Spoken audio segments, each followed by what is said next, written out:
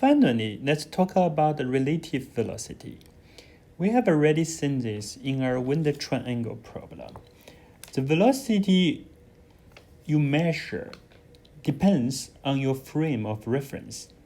The velocity of a plane relative to the ground is the vector sum of the plane's velocity relative to the air and the air's velocity related to the ground. So in this example, if you can recall, we want to find out the ground speed of the airplane. Let's call it plane to ground equals to the velocity of the plane relative to air and the velocity of air related to ground. So this is wind speed, this is air speed of the airplane. Sum those two will give us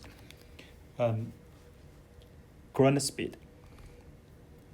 So that's how we solve the problem. We need to label our objects and write down relative velocity. Like what we did in the previous example is plane, air, ground.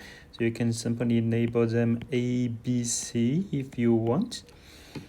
So if we want to find out velocity between A and C, it should be given by velocity of A related to B plus velocity of B related to C. Notice those two index has to in between. The same index has to be in between to link those two. And then solve this vector sum problem will give us the relative velocity we want to know. This is the example we did in chapter 2. So if you want or you forget how to do that, you can go back to chapter 2 to review this example.